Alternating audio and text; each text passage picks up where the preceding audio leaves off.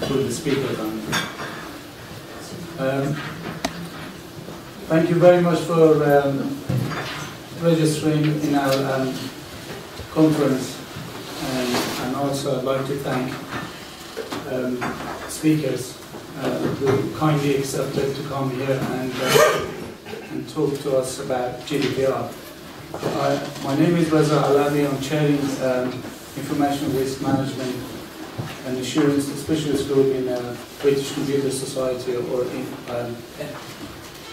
formerly British Computer Society, Institute of Chartered Institute of Chartered IT, I guess. We start the conference today by a short introduction about today's program. First of all, I'd like to ask you, if you're not happy with the setting of the room, we're quite happy to change it back. The reason we thought this could be a change, because we wanted to create separate groups for discussion after each group, and the speakers can come to each group to be part of the discussion. So, and also we would like to get your feedback as a group to all people to see what you think about the specific issues which we're going to discuss. So if you've got, if you're not happy with the temperature of the room, let me know. I can ask them to adjust that. If it's quite cold or warm, let me know, please. You can find the program of the conference on your desk. Unfortunately, we had last-minute cancellation yesterday. One of our speakers, Emma Green, unfortunately, she cancelled that. So there will be a slight change this afternoon. Mike Smart going to present after discussion. We've got lunch and then we've got discussion, and after that, Mike. And there will be a last presentation by myself around DPIA. So, as we all know, GDPR is a biggest shake-up in data privacy and data protection in the continent since 1995. And we all know how important this would be, for how important in terms of affecting organizations in any size, whether the small enterprises or large enterprises. Sorry, can you ask for more chair and one table for? Thank you. Very kind, sir. Thank you. Sorry about that, sir. Thank you. Appreciate it.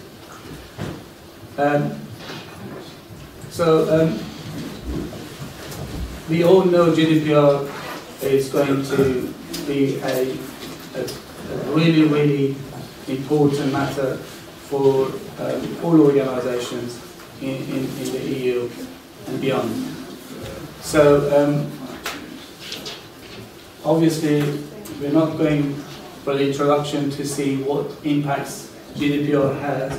We leave this for our speakers to explore different aspects of the GDPR implications. So we've got our keynote speakers from ICO, one of our ICO's Deputy Commissioners, Nigel Oldham, who kindly accepted to come here today. So this is really important to see how GDPR will affect UK from ICO point of view, who is a GDPR authority in this country.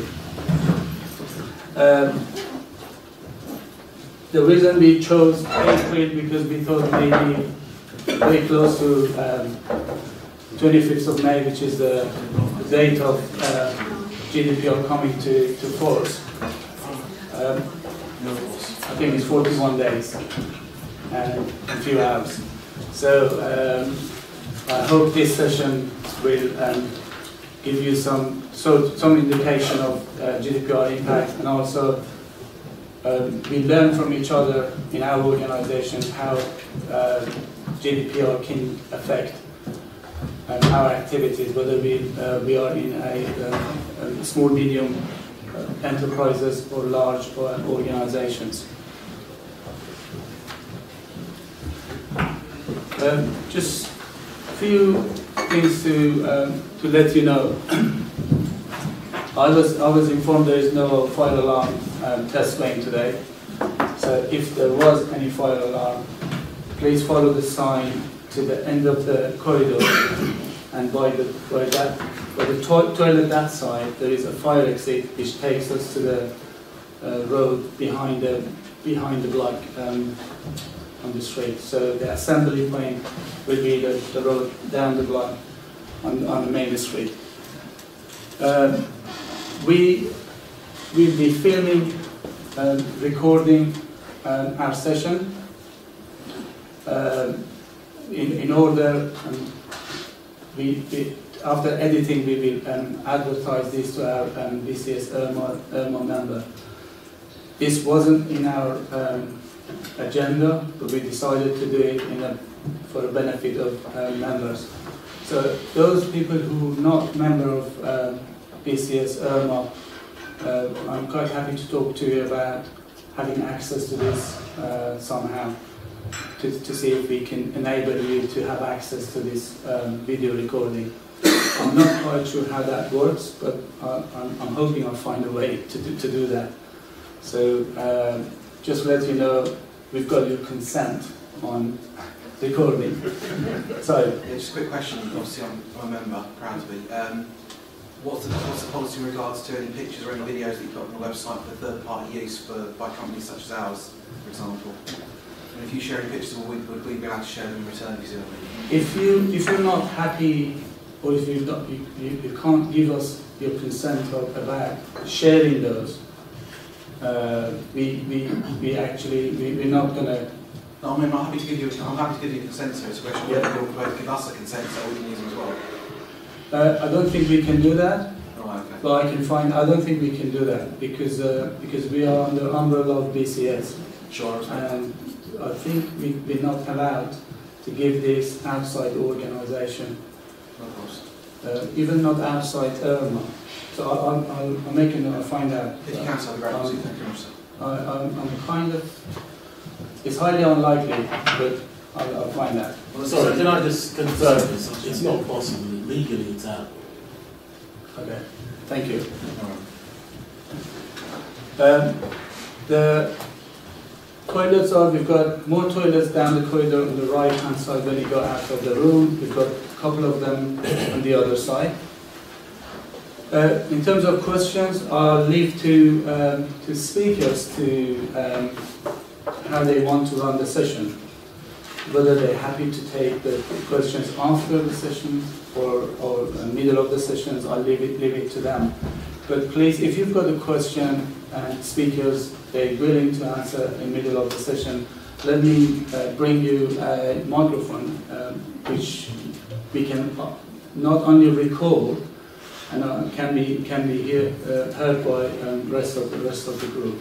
So in terms of questions, we're quite flexible. Nigel said kindly he's quite happy to answer questions in the middle of the session. So we leave it to the speakers. After this short introduction, we go for the keynote speakers. We've got 15 minutes discussion within your group about the items raised on that talk. So if you talk to within your group, and then you can discuss this with other audiences if you've got anything to specifically want to raise. This would be quite interesting because obviously you're coming from different backgrounds, you're coming from different organizations with different activities, which is quite helpful. And also this is open to people with backgrounds in IT, security, privacy, legal, and other matters around GDPR. So it would be interesting for all of us to know. We'll break for lunch about 12:30, and then after lunch we've got this panel discussion in which we've got 3 of our speakers to be here to discuss different aspects of GDPR. You can also keep your questions for that time if you wish to, and also if you want to discuss anything around GDPR on that time. So as I said, the last speakers unfortunately she cancelled, so I had to jump, and I will be the last speakers.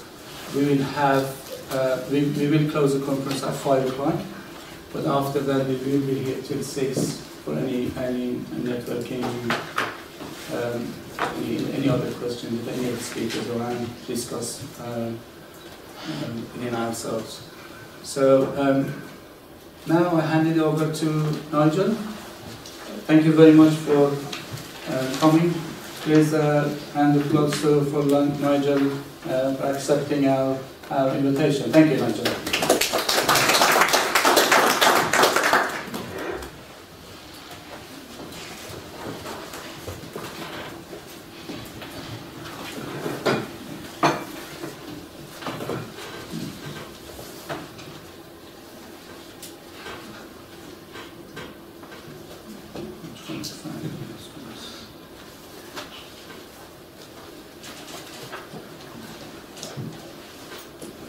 Can you help me with this?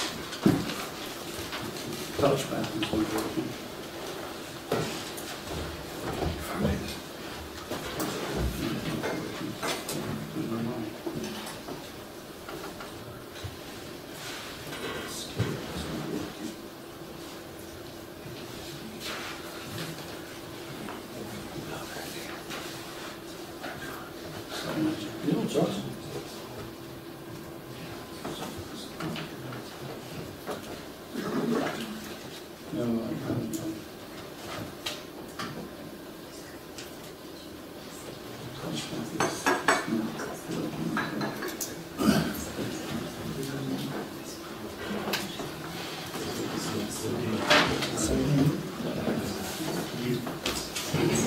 Just quickly, Nigel is Deputy Head of ICO.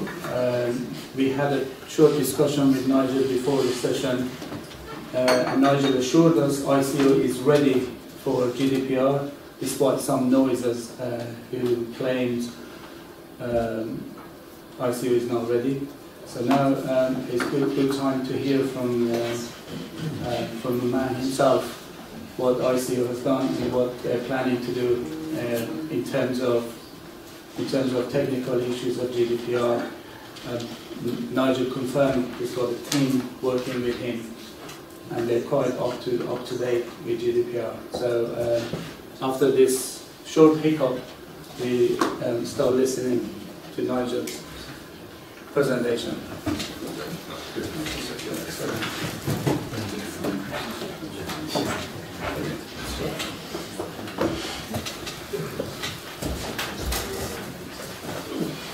Good morning, everybody.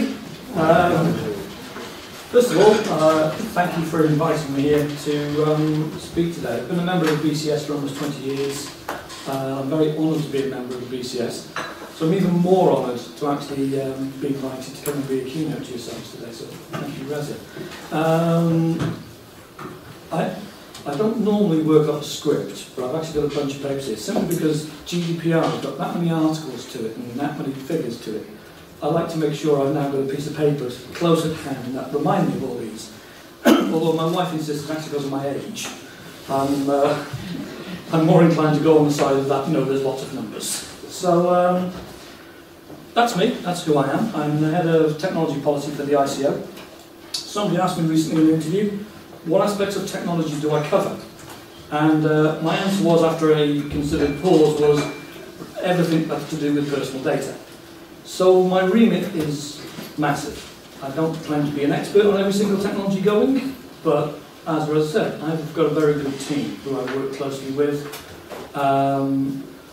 Yeah, I am a tech head, but I'm also the figurehead, if you like, as well.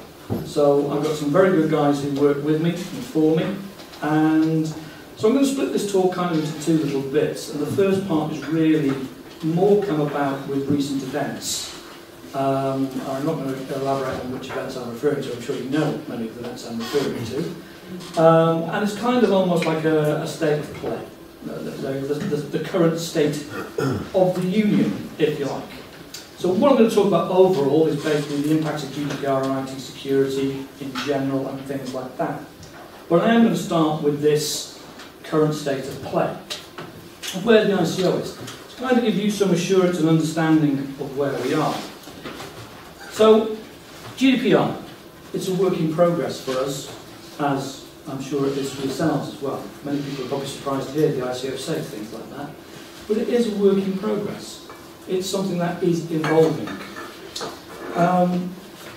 What we're trying to do is make sure we're in a position to respond to your concerns. We're listening, we're talking to you. We've launched targeted resources for small, medium-sized businesses, including dedicated helpline that's currently taking 2,500 phone calls a week to give guidance on GDPR. It's no small feat, 2,500. So again, when people say, I still aren't ready, we are, and we're listening. We've provided a whole suite of resources on our website. Our guide to GDPR is the place to find the guidance. It's as you would expect of the ICO, accurate, authoritative, and accessible. And that has been accessed over 2.5 million times. So again, it's a very useful document to try and get hold of. You'll also find interactive toolkits, handy checklists, sector-specific frequently asked questions, based on real queries we've received from our customer contact team. So as these questions come in, we're designing answers to them, and we're putting them onto our website to share. So if you've got a question and it's not on the FAQs, contact us and it'll go up on the FAQs as soon as we can. We've also begun a series of podcasts. The Commissioner herself has been doing some. The first answered some myth-busting blog questions, and the latest on data protection impact assessments. I'm going to talk quite a bit about those this morning because I think they're probably a very useful tool with anyone who's involved in risk management or assurance. They are, they're not being recorded, so we should be careful. They're a very good stick to beat senior management with. But we'll talk about those as the talk goes on. So, the ICO is made up of committed people who are equipped to meet the challenges and the opportunities that lie ahead. Like I say, you may have heard things in the press that we're not ready. I can guarantee you we very much are ready. We are prepared and we have an excellent skill set across the entire ICO, in our operations and in our policy department, and we all work very closely together. We are expecting more of everything as things happen. More breach reports, because the law requires it in high-risk cases. More complaints, because people are now far more aware of their rights. Again, certain recent events have brought that sharply into focus of what people's rights actually are. People are now a lot more aware of how their data is being used. And let's not forget, GDPR is actually a citizen's right. It's not about beating companies with. Outside of your companies, you are all citizens. GDPR is your rights. We are just the guardians of it. We are the regulator of those rights. So, we're going to hope with greater engagement as organisations turn to us for advice. And that's what we want. More engagement. The ICO itself is strengthening, both number and expertise. We're moving the ICO to a place where we can deliver our new responsibilities and we can ensure that obligations to organisations and mostly the public are met. It's what we want to do. The public is at the heart of what we're trying to do. This is a very useful way, again, of getting organisations to understand their obligations to people, of the data they hold about people. We're currently recruiting a number of new senior roles. They're going to give us capacity, capability, and resilience to tackle our developing regulatory brief, which is expanding as we speak. We've welcomed just over 70 staff from a range of diverse backgrounds in the last 12 months. We have plans for another 150 in the next 12 months to 2 years. So we are expanding rapidly. As well as roles in our head office up in Wilmslow, Cheshire, where I work, there will be opportunities in London. We now have an office down here, as well as our regional offices in Cardiff, in Belfast and in Edinburgh. So we're expanding on all fronts to make sure public and companies can get access to us. And there's more. We've launched an active secondment programme. Brought in an influx of new talent for us from diverse backgrounds, diverse skill sets. We'll be kicking off a new technology fellowship very shortly, something that's been a bit of a baby of mine as part of our new technology strategy. The first of these fellowships will be a postdoctoral post looking at artificial intelligence and the impacts on data rights. This will be a continuing process. At some point in the future, we may be looking at one, for example, in cyber security. So we will always now be looking ahead to the future, horizon scanning. Really what my department was established for, to look at how new and emerging technologies, not just current ones, will impact data rights. Our future funding model has also been agreed to by Parliament recently.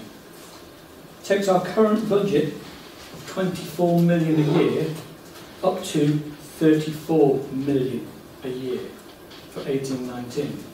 The ICO is not short on funds. It is not short on resources, no matter what the press like to say about us. Like I say, I'll say this through the morning on and off. We are ready. We are prepared. Enforcement, something we always get asked about, and it's something with GDPR looming, everyone's concerned about. There's a lot of misinformation. One of the biggest pieces of misinformation is about the idea of these massive fines from the ICO. It's not going to be our default under GDPR. You know, we are not sitting there instantly counting the pennies for the Treasury to go, oh goody, look what we can do. No, that's not the way it will be. The Commissioner actually put out a blog, a myth-busting blog last summer on this. We hope by now that enforcement is a last resort. The Commissioner has no intention of changing the ICO's proportionate and pragmatic approach after the 25th of May. Hefty fines will be reserved for those organisations that persistently, deliberately and negligently flank the law. Those organisations that self-report, engage with us to resolve issues and can demonstrate effective accountability arrangements can expect this to be a factor when any consider of regulatory action is being looked at. Not just about fines though. The GDPR has handed the ICO a whole new set of tools to motivate organisations. Privacy by default and design is a huge one, something I'm very passionate about. Everyone seems to think as well it just belongs in the realm of software and programming. No. How your network is designed, how your hardware is configured, your database access privileges, all of that is privacy by design. Have you got access controllers? Have you got an appropriate firewall? Do you encrypt? How do you encrypt? Is it encrypted in transit as well as at rest? All of this is part of privacy by design. Who has access to what? And all of it goes back as well as far as things like job descriptions. This is an all-encompassing idea about privacy by design. We have a lot more as well. Codes of practice, privacy seals, DPIAs, we'll come back to those. Accountability mechanisms, data protection officers, all these things and more. They're an integrated package of how enforcement will now work with the ICO. All of them are necessary, none of them is sufficient on their own. And when we do apply a sanction, fines will not always be the most appropriate or effective choice.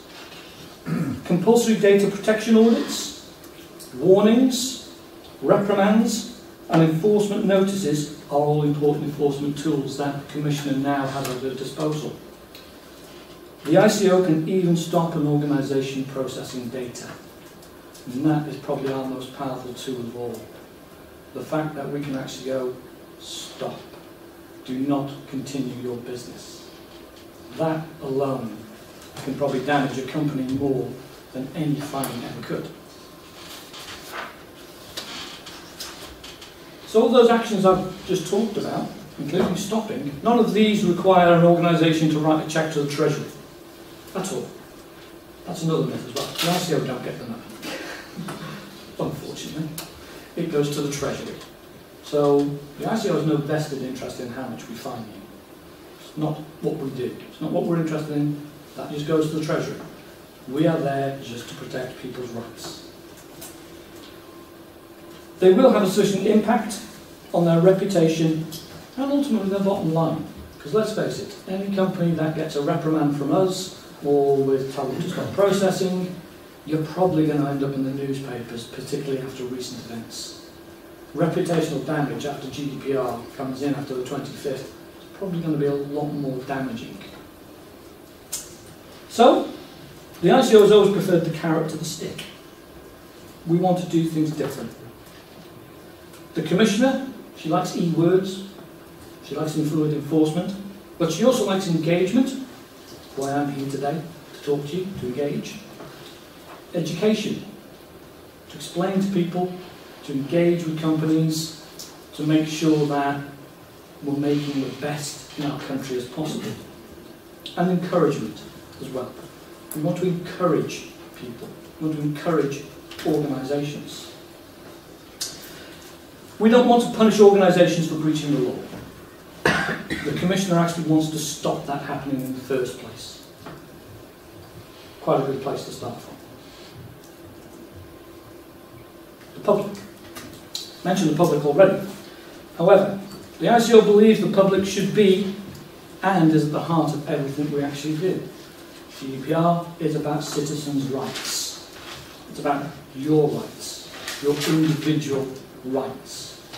And that's what we're here to regulate and protect. That's why we're conducting our investigation into data analytics for political purposes.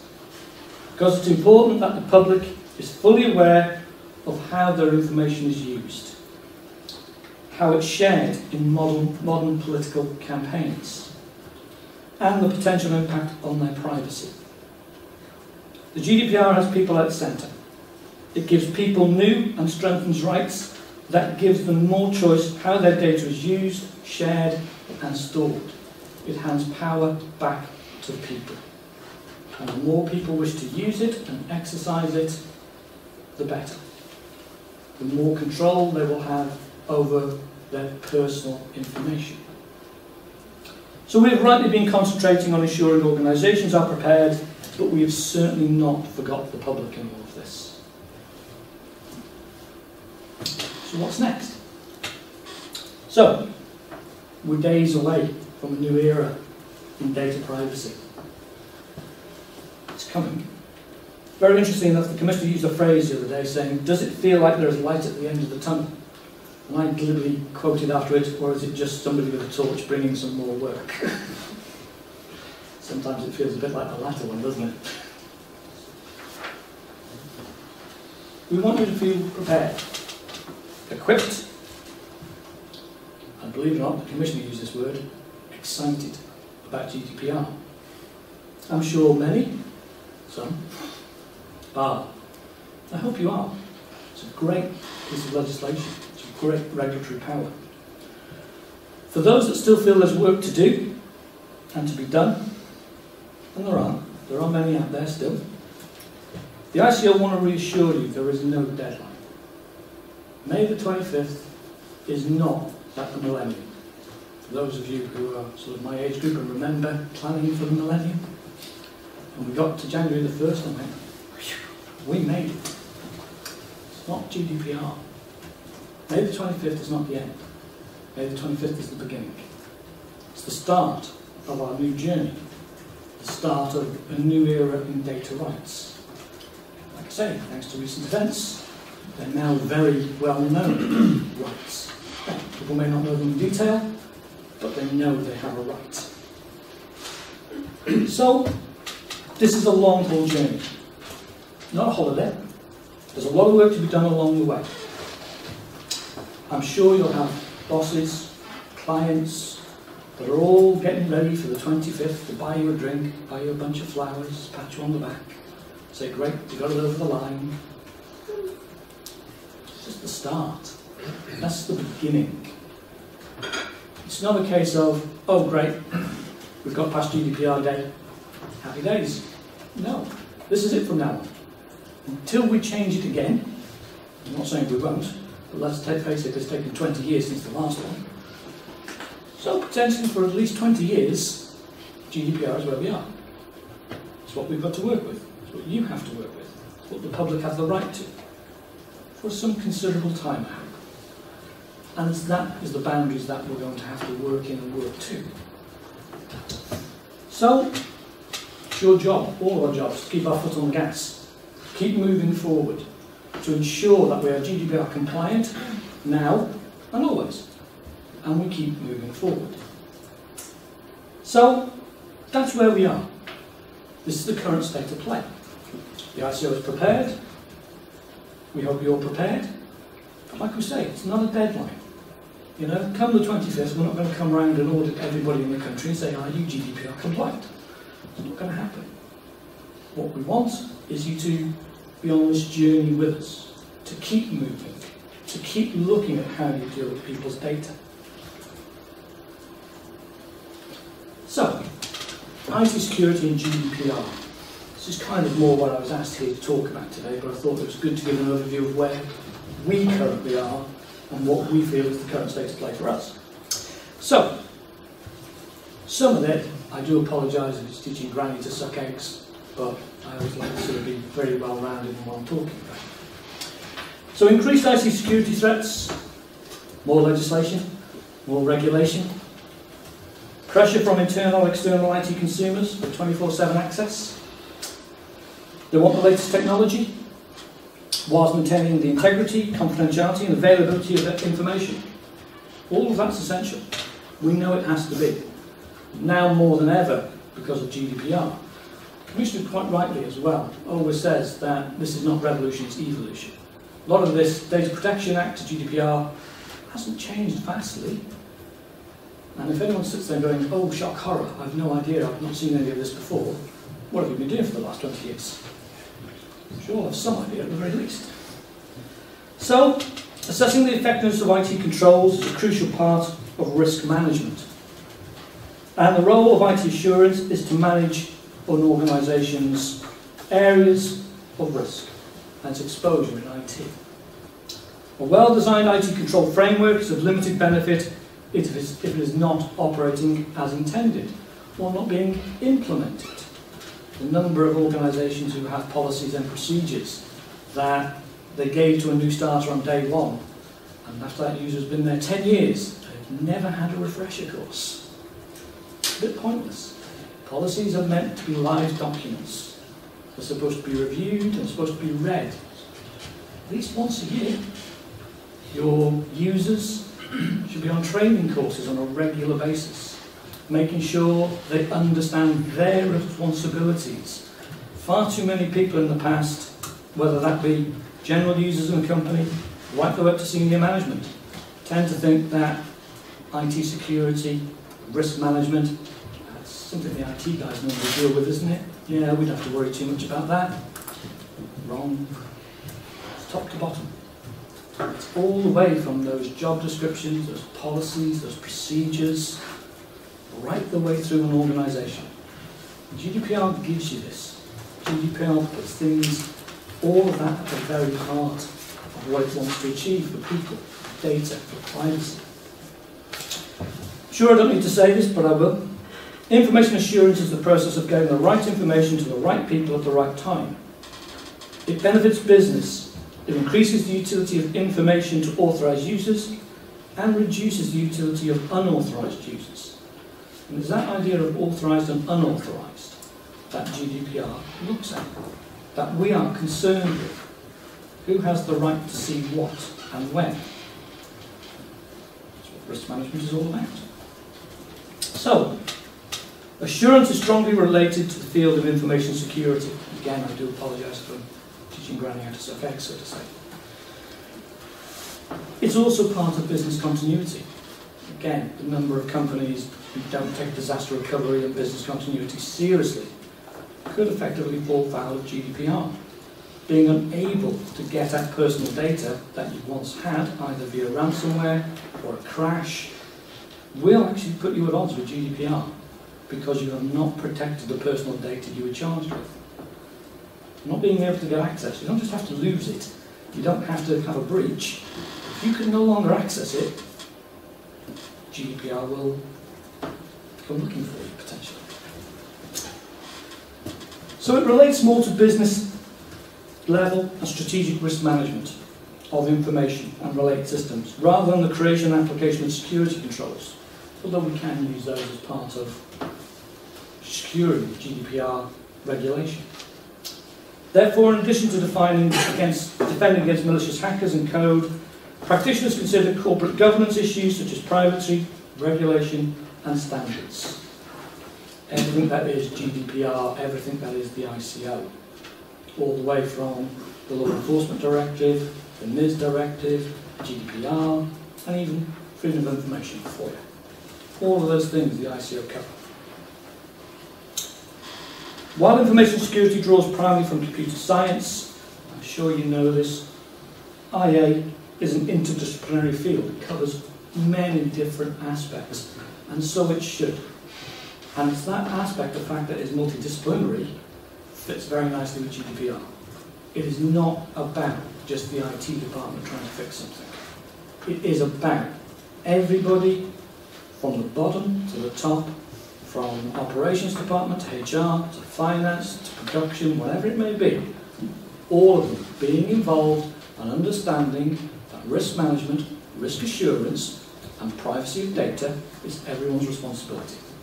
It is not something that belongs to the IT department. Something they're part of, and certainly, like I say, privacy by design, they're going to be very responsible for. Simply securing the networks, having the correct access controllers established, having correct access to a database. All of those things are very, very important, and they're probably the frontline things. Like I say, you need to consider job descriptions. Who has access to what from a job description? Has that actually been implemented? If somebody internal moves jobs, is the access they previously had been removed? Or after 10 years, someone's had 3 or 4 different jobs, suddenly they've got access to the entire data set of your organisation, and they don't actually need it anymore. It's about those little things, about tracking who has access to what. Do people have access to USB ports? Do they need access to USB ports? If they don't, why do they? Why are you taking that risk? If they don't need access to email, why have they got an email account? It's one of the most easiest ways to attack a company now is through email. It's a huge risk, phishing attacks, all sorts of ransomware coming through. If somebody has no need to have an email account, why do we give them? If they only need to email internally, why do we also give them external access? We can easily control that. So there are lots of things that GDPR, privacy by design, will be looking at.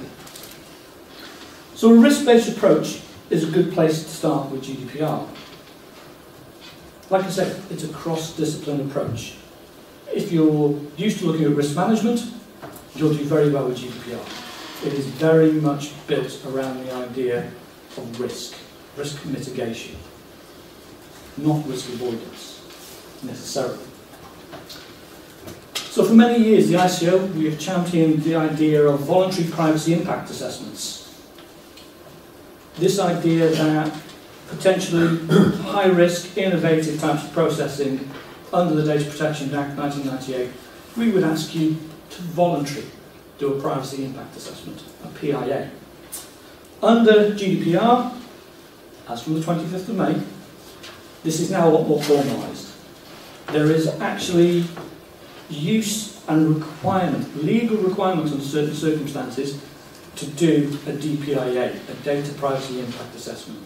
It is law in certain circumstances. It's not optional. You must do them. Make no mistake, this is not about red tape or unnecessary burden. The idea of a DPIA will be extremely useful too. It allows organisations to positively demonstrate their compliance with data protection obligations, meeting people's expectations of their privacy, and helping prevent potential reputational damage. Even where there is not a legal requirement, they can be a useful process. They can be something that you use as a tool to identify risk. It can protect you. If, by some chance, you do have a breach, it is one of the things the ICO will ask for. We will ask for your DPIA records. If you haven't got them, if you have, at least we know you're trying. So, I do apologise if I'm preaching to the choir. I apologise if you're teaching ground to suck eggs. But DPIAs. Essentially, what we're talking about is a documenting process. Allows an organisation to systematically describe and analyse its intended processing of personal information, helping to identify and minimise data protection risks at an early stage. These risks analysis should be done as early as possible. They should not be an afterthought, they should not be an add-on. This should actually be one of the first things you do. Before you process data, before you start a project, Sorry, I'm not actually know whether right to ask a question or not. Of course you can. Under the DPIAs, we're being asked to do a lot of pro-services consultancy work in terms of become compliant. Obviously, there's a bit of a panic on between now and the 25th. Yeah. For good, for bad, for right, for wrong. Now, we've been trying to find a standard accredited DPIA format to do this assessment work. Is there such a thing as an ICO approved, authorised, accredited DPIA? Sorry, I don't really need these, but anyway. Is there such a thing as an ICO signed off accredited DPIA document form procedure? Because we've had a lot of third parties trying to get us to do it, and it don't seem to be. I want something that's backed by the ICO facility. Unfortunately, there isn't. Simply because there's just too many variations, and that's our problem. You have to remember we regulate everybody.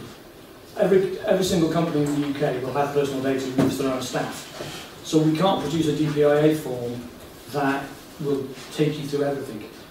What I could suggest, and I'm not recommending, but what I could suggest is our colleagues over in France called the CNIL have actually developed a piece of software for DPIAs.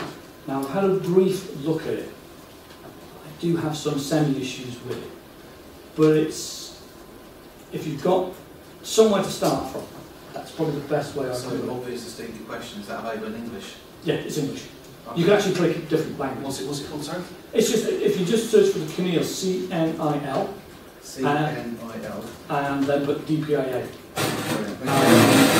Like I said, I'm not recommending it simply because that's what the ICO is not doing at the moment. We're not recommending a standard way to do it. I have had a look at this piece of software. Some of my reluctance over it is that it only suggests certain types of risk. Sorry, don't worry about it. It only suggests certain types of risk. You're supposed to create your own. Our concern over it was that people would just choose the risks they suggest, and that would leave you vulnerable to certain things. This is why we don't want to make recommendations, because we can't cover every possible risk, we can't cover every possible type of processing. It would just be too large. What we want to do is let you work through the idea of a DPIA. There are rough guides from the ICO. If you get to a point, I'll mention this more at the end, we're looking at setting up a regulatory sandbox, so that if you get to a point where you can't mitigate the risk anymore, you can actually, first of all, submit things to us. And we have about 8 weeks to look at what you're processing, how you're processing it, and we have to reply to you in 8 weeks in writing. So that's something else. We can extend that by about another 6 weeks, That's why I wrote all this down, but it's just still in my head at the moment. About another 6 weeks if it's slightly more complicated. And after that, you'll get a written answer from us about whether or not you're okay to process or whether or not, no, you shouldn't. Yeah. Would that need to be submitted by the end client, or could we do it on their behalf as a third party and get that acknowledgement back from the ICO that they were indeed now GDPR accredited and compliant? Don't know is the answer. Give the advice line a ring. I think you might be on hold for about 20 minutes. Because if you're looking to engage with a client, the first thing they're going to say is, what proof have I got? Or what bona fide have I got that I am now compliant? Well, doing a DPI and submitting to us, if it becomes a risky one, I will talk about this in more detail as we go on. Okay. If it becomes something where you can't mitigate the risk, you submit it to us, it'll go through a process, about 8 weeks. We can extend that by 6 if it's complicated. We will come back to you with a written answer, whatever that written answer may be. If that written answer is still, no, this is too risky, you shouldn't do this, we are looking at this idea of a sandbox, where we'll be consulting on this later this year. You'll then come to us and work with us in developing a solution for it. If you get 87 million of these back from Cambridge Analytica, are you going to be able to process all of them? They're not going to be coming in that sort of respect. And I can't talk too much about CA, except that we're dealing with it. Good luck. Yeah, we're on top of it. Yeah.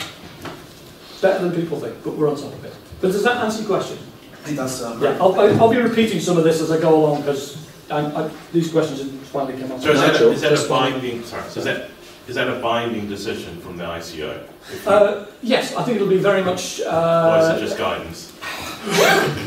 We're only ever really allowed to do interpretation and guidance. That's all we ever actually do. If we get challenged, I can explain it probably easier through the FOIA system because they're things we've done for a long time. Now, I need to check what the actual process is going to be. But in the case of FOIA, for example, if somebody doesn't like our decision, they have the right, or we have the right to go to a first-tier tribunal. So at the first-tier tribunal, that is an independent judge and 2 others who look at the evidence from both sides and they then make a ruling. If you still don't agree with that, you can go to a higher-tier tribunal. And that is only then allowed on a point of law, which is then about the literal interpretation of what will then be the Data Protection Bill. At the moment, Data Protection Act and the Data Protection Bill will be coming shortly. It's just finishing off in Parliament. And it will be purely on points of law. So, although strictly the ICO is saying this is our interpretation of it, this is how the regulator sees it, I can't guarantee whether people will have the right to redress, but I'm sure they will, because that's the British system, I hope. And from there, it will go into a legal process. Well, no, I guess the issue is if you say it's okay, and then the business does it, and then later you say, you know, it's not, or you fine them. Have you got the right to do that? That's the question. I certainly wouldn't think we would. Okay. I can't guarantee that, but I certainly wouldn't think we would. If we've gone through the process with you and we've written all that out and we've looked at how you're processing, what you're processing it, as long as during an investigation afterwards we find you followed exactly what we said, I really can't see why anything would happen. Obviously, I can't make judgments. It's always done. Everything we do is case by case. We never sort of go, oh well, X did that, so that's not the way we work. You probably know where I'm getting to. It's like, you know, is it valuable actually having the ICO saying this is approved if it's just guidance or interpretation? If I just take my ICO hat off for a moment, from the point of view, if I was a company and I went through the DPIA and I got a written answer from the ICO that said, yes, this is fine, carry on with it, and then 2 months later they come back to me and go, we're going to fine you, I would actually kick up stink. Yeah. And I would go to a court and go, no, look, 2 months ago you said it was fine. You're now coming back to me and fining me? Really? I think that would be very, very difficult. Well, unless the ICO presents it, sorry, I deal with ICO quite regularly, unless the ICO presents it in a way saying this is just guidance only, it's up to. I don't know how the ICO is going to present this particular aspect. It's something we're just finishing off at the moment, how we're going to present that. We're actually setting up a new team, just purely to deal with DPIAs. So that'll be a very individual thing. Okay. And just on the CNIL thing, how have they presented their software? Have they said that if you use this software then it's all okay, or have they just said this is something you could... Well, they're just using it as a template. Yeah. That's it. They're just saying use this as a template. It actually produces a PDF at the end. Yeah. You can actually assign roles to different people, so you can get different levels to sign it off. And if at the end, if you've got a bunch of tick boxes that says, yes, this is acceptable, you can click print, and you get a nice little PDF that comes out that shows what risks you've looked at and how you're going to mitigate it and everything. It's really an in-house DPIA tool. Yeah. That's it. But have they endorsed it or approved it? I mean, by the implicit fact that they've presented, is that enough to say they've endorsed it or they're approved just it? trying to. I think they're just trying to give a way of easily doing it, and it's what companies would like the ICO to do, and we're very resistant to it, simply because, like I said, you can't cover all eventualities, and that's really what we want the company to do. You know your data better than we do. You know what you're doing with it and how you're doing it, and that's really what we'd like you to do. So there's another question. Somebody asked me the other day, does the fine have to be paid before it's appealed? You risk having an enforcement officer get you for not paying it, couldn't you? I don't work in the enforcement side, so I don't get to say. I get to translate the technology end of it, so I wouldn't like to say, to be honest. Because you could have ICO enforcement and HMRC on your back before you've even put the appeal in. You could have an awful lot of different things on your back depending on what type of breach it is, to be honest. There's so many different regulators out there now. I mentioned the NIS regulation that's coming in, Networking and Information Systems regulations, which account to energy providers, cloud service providers, digital service providers. We are the competent authority for digital service providers. So if there's a breach under that, there's still a lot of debate of whether you get a fine under NIS, and if there's personal data involved, whether you get another fine under GDPR. There has nothing been written in stone yet, as far as we're concerned. These are still all ongoing conversations. When I started this conversation, this talk, it's a journey. What's the ICO definition of persistent, by the way? Sorry? You mentioned you used the word persistent. Yeah. What's the ICO definition of persistent? Because it might be completely different to mine. Again, not from an enforcement point of view. It'll be the enforcement guys who decide how persistent you have been, which they will then feed up to the commissioner, and the commissioner will make the final decision. Because you could have one breach report and it covers 87 million records, for example. Absolutely. Now, is this CA, which I respect you're not able to talk about for obvious reasons, would they be classed as a persistent offender, or are they only a one-hit wonder offender, if you see what I mean? I see exactly what you mean, and obviously I can't use that particular example. In other breaches that we've actually had, where data has gone missing, I'm just trying to think of one off the top of my head that's come out not too long ago. Carphone Warehouse is a good one. It was basically their entire staff database, but that was only one incident. So we don't take every single personal piece of data. What we do is we measure the impact on individuals, and then we will properly deal with it. Like I say, a lot of this comes down to there is particular meetings we have about enforcement, and it's not one person sat in a darkened room with a calculator going, oh good, we did. No. There is very much a rounded conversation between some people in my team go and sit on this, the commissioner, the deputy commissioners, the enforcement heads, the investigators. Is there people from the Treasury on that as well? No. Never. So nobody outside the ICO. There was an opinion or a paper published by the Article 29 Working Party, I think last October, on proportionality of penalties. Yes. So I don't know whether the gentleman at the back has read that, but that kind of discusses there is a Article 29 Working Party are looking at proportionality of fines. We're also currently looking at the equality of fines across Europe to make sure there is compatibility. If someone does a data breach in the UK and they get fined 130,000, and somebody in France does exactly the same data breach and gets fined 17 million, we're trying to make sure that there is an equivalence and there's proportionality behind it as well. There's a lot of work we're actually doing and looking at with the enforcement side, but there's no blanket answers, unfortunately. Can I just go a little thread? I'll try and make a little bit of step on the CA thing. I know you can't talk about it, But what's interesting is on your website and your guidance, there seem to be new GDPR rights for citizens around profiling. Yes, there is. Which I think the CA thing is all about profiling and what they do. So are they going to be enforced? Again, you've got to be careful where I Can say. I ask for my profiling to be withdrawn if I go on Facebook after the 28th of May? Well, the issue, I mean, technically the issue arose before GDPR. Yeah, So of course it did. So, I And mean, it was on the website before GDPR. Sorry? And it was on the... Yeah, but so technically everything that happens before... Is DPA. Sorry, under the DPA. So would they be prosecuted under DPA or GDPR? Well, no, they'll have to do it under It's the DPA. same as data That's what I protection. thought, yeah. That's what I thought, yeah. That's fine, I'm glad you answered that. That way I'm not seen doing it. Thank you. Right, Sorry, I didn't ask the question. I was teasing out another long conversation. Yeah. But basically, you're confirming that all the stuff on profiling, which is in various parts of your website, is part of the new data protection legislation that's coming in. Yes. Then it gets interesting. I've got Because I have rights on profiling. I've got some stuff on profiling to talk about, so if I don't cover it, ask again at the end, but yes, there's certainly areas. So, DPIAs, so they're a key element of the controller's accountability, obligations under GDPR, so an effective DPI can have real benefits for you. It ensures compliance. By a good DPIA, you are showing you're compliant.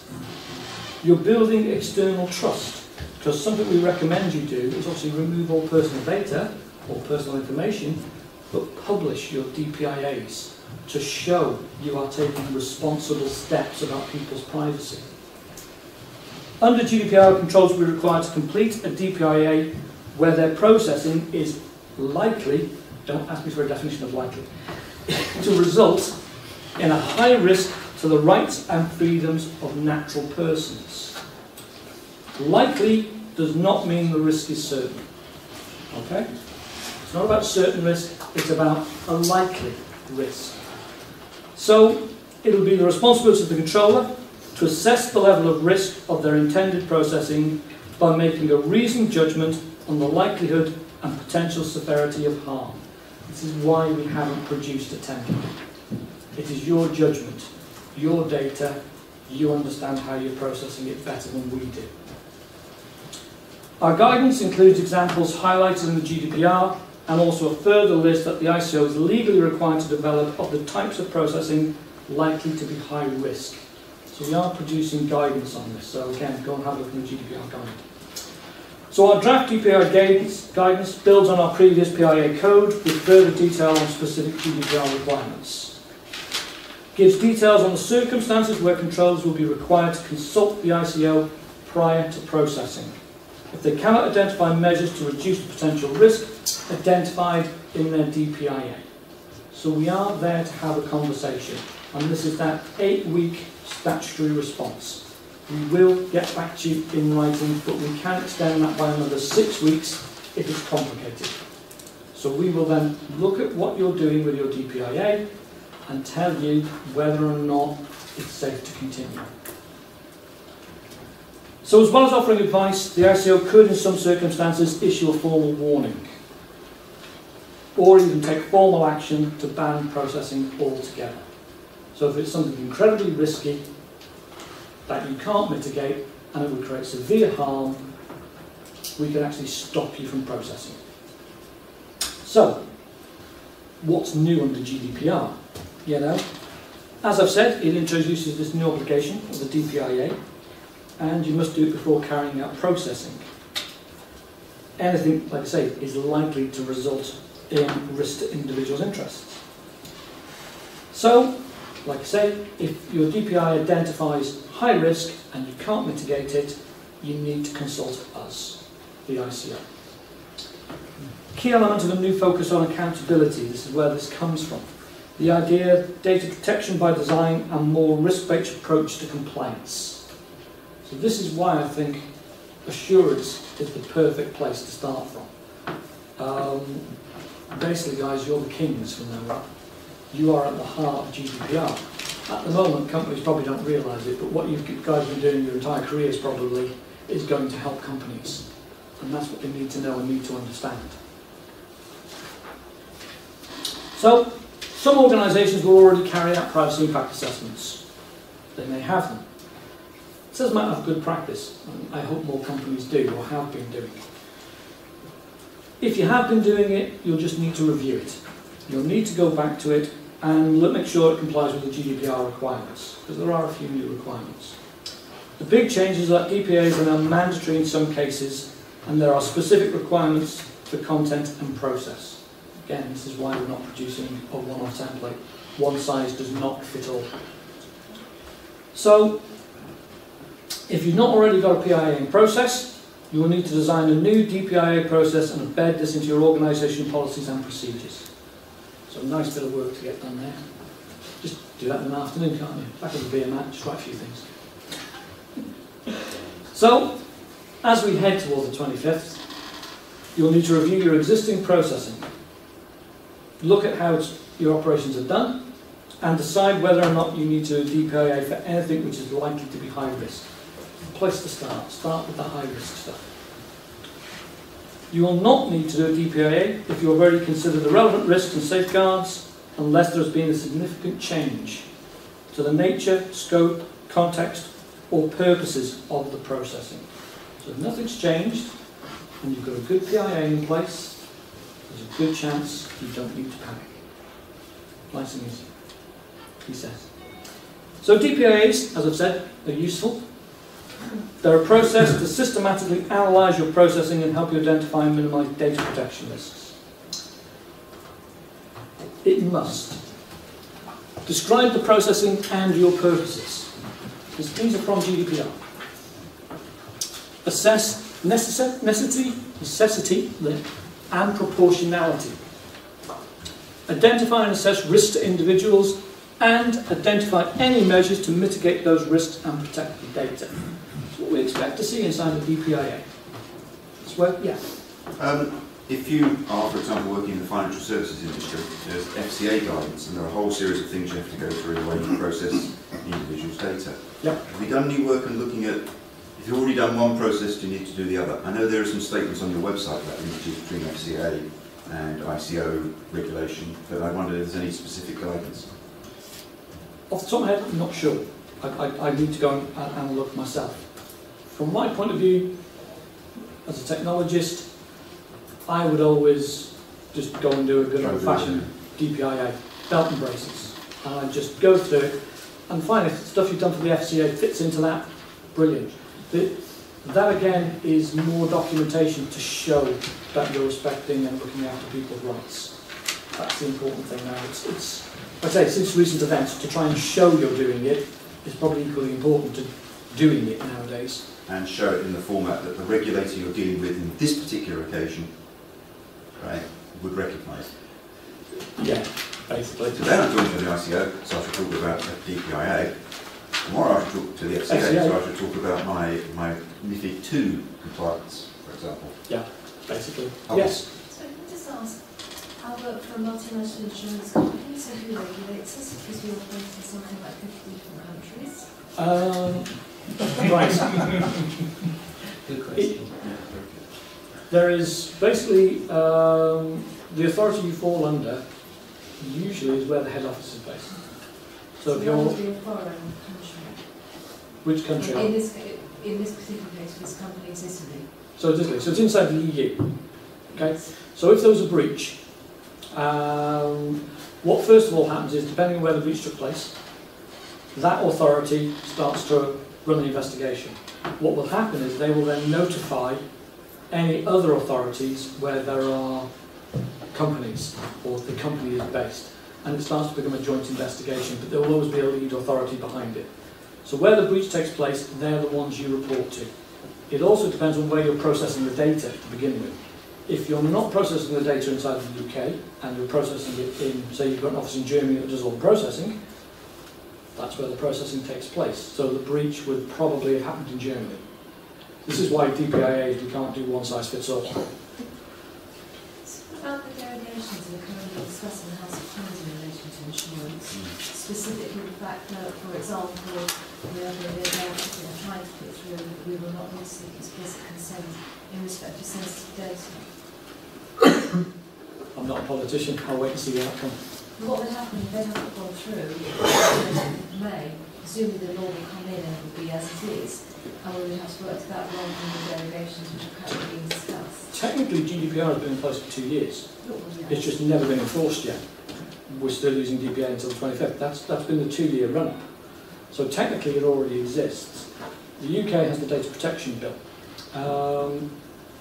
Again, I'm not trying to get into politics or law because they're outside of my realm.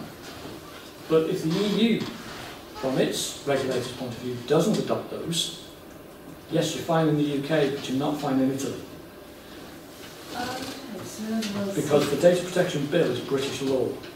It is not EU. So that would only impact what's done in the UK, not what's done in the US? That would be my interpretation of it. Obviously, again, I'd hand this to enforcement and our lawyers. Not my realm. I'm purely a technologist, like I say. It would be very much a case of it. Again, it's my get out of jail line. This is why we don't have a DPIA template. It's too complicated. You can't fit everybody's answer into it, particularly when cross-borders start coming into it. The companies know how this runs better than we do. If there's a breach, if there's an issue, whichever regulator is involved in investigation, they will do a thorough investigation and they will look at how that process has been handled. Yeah. Ladies' example. What if the data controller and the data processor were in India? Then there should be I can't remember what it's, binding corporate, I can't remember what the R stands for, a BCR. Rules. There you go. Binding corporate rules. So you'll all have an agreement in place for actually the transfer of data outside of the EU. So that is again something you produce in the event of Well, you don't necessarily need a binding corporate rule. You could have a data transfer agreement based on model EU clauses. Yeah, as long as you've got something, but again, it's matching it up to after 25th GDPR or a binding corporate rule if you don't. Okay? How am I doing for time? 10 minutes. 10 minutes. Right. I'll shuffle on quickly.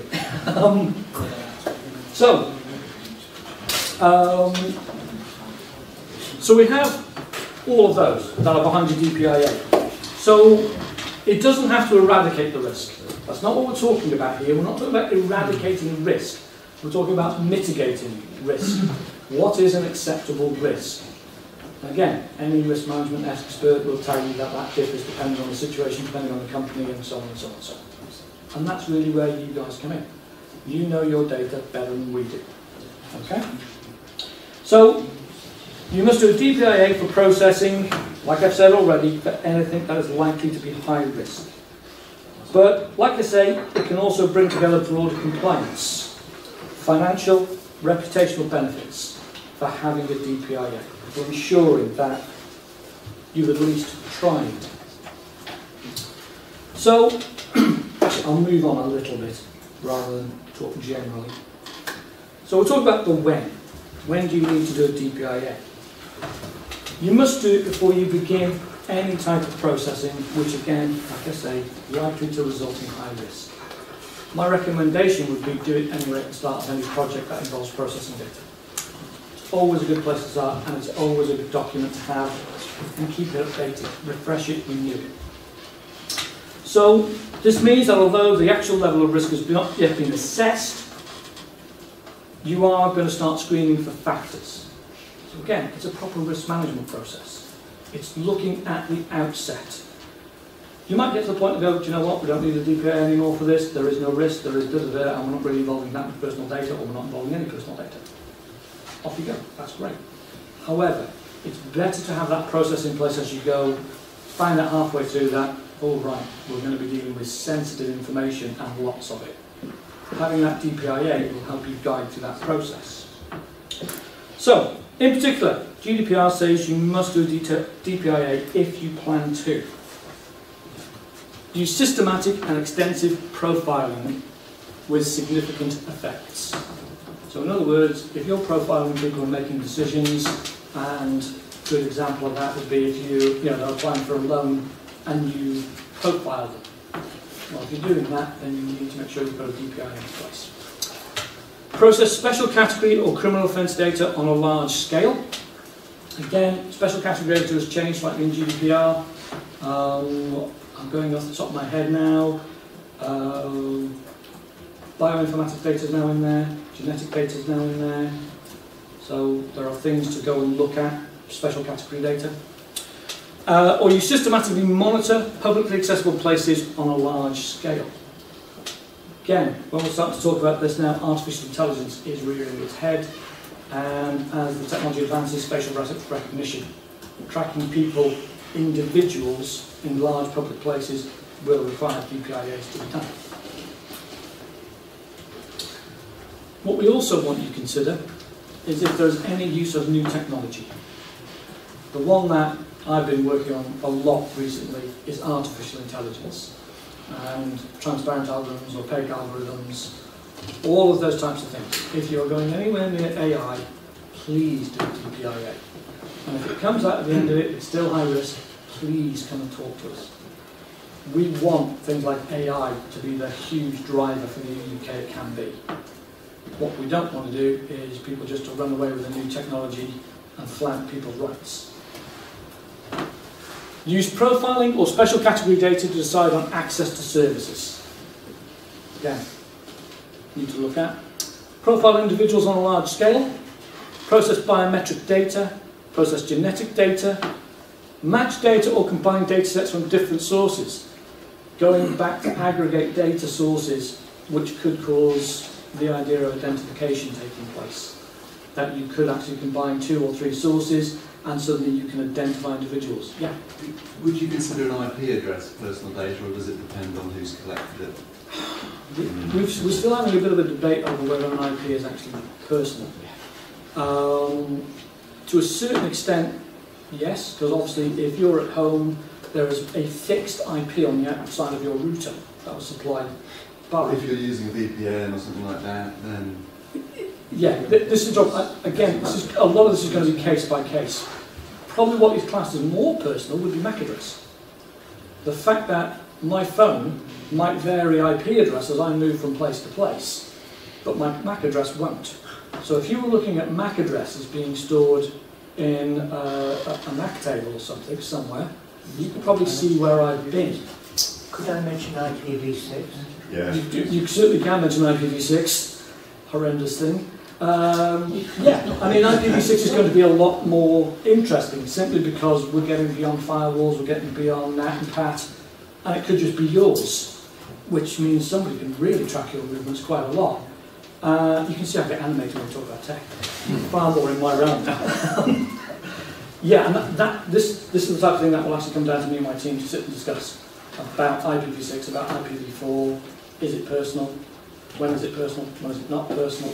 All of those types of things we're looking at. My personal opinion, IPv6 is personal information. IPv4, depending on that path, not convinced.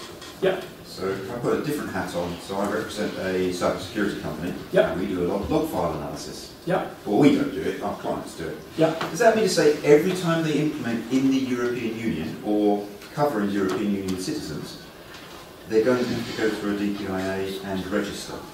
Once this is for internal IP addressing, so you definitely can know who it is. Once you've done it once, and you can actually do joint DPIAs with others, it's done.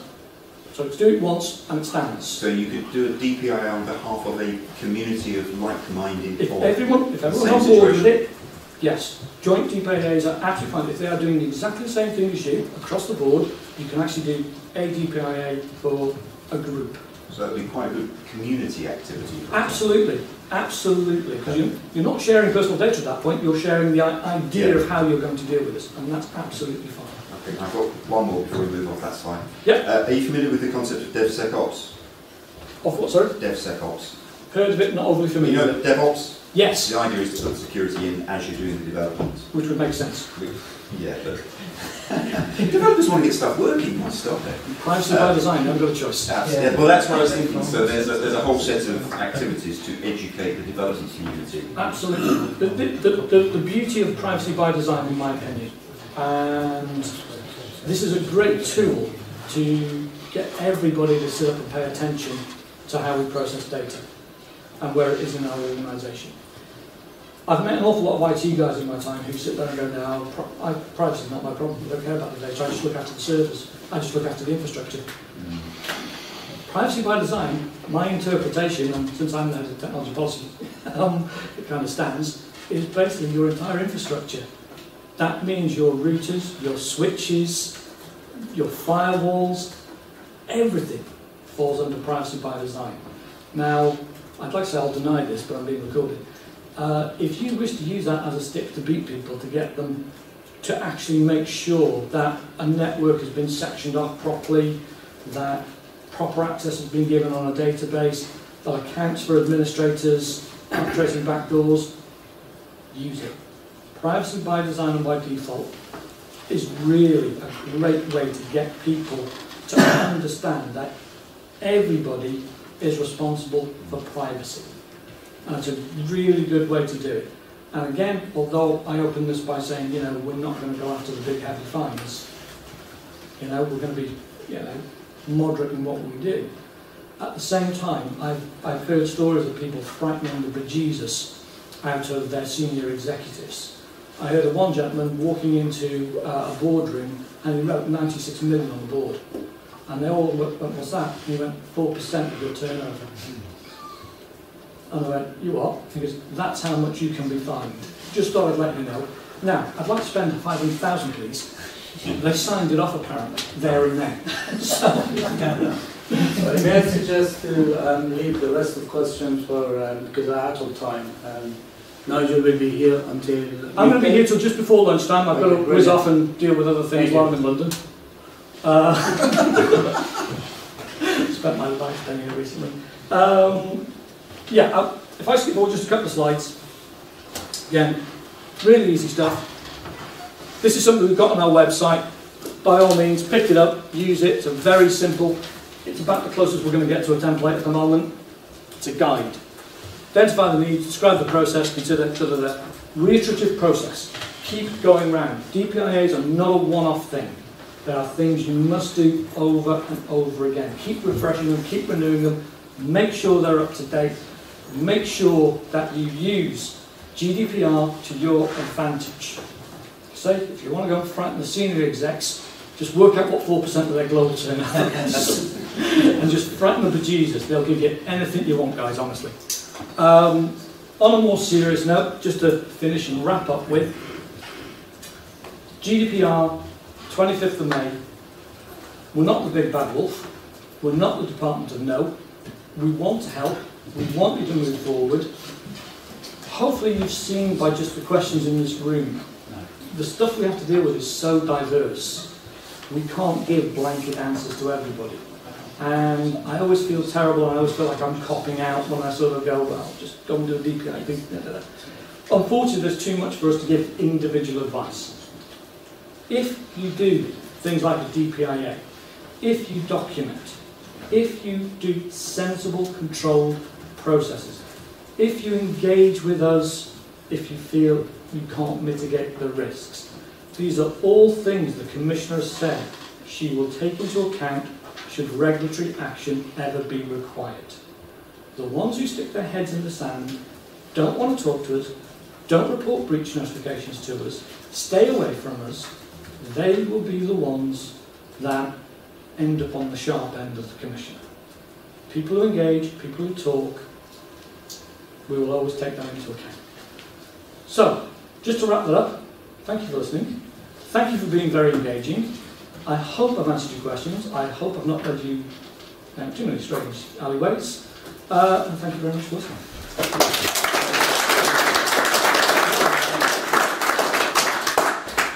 Thank you for a very interesting and informative presentation. We've got Nigel before lunch, so you've got time to ask questions. I'm sure there are lots of people who approach you. We've got 10 minutes break. We're 5 minutes past the break time. So please have a caffeine, something. So we'll start at 10:30 for another next presentation. Thank you very much. That was great. To answer some of the questions.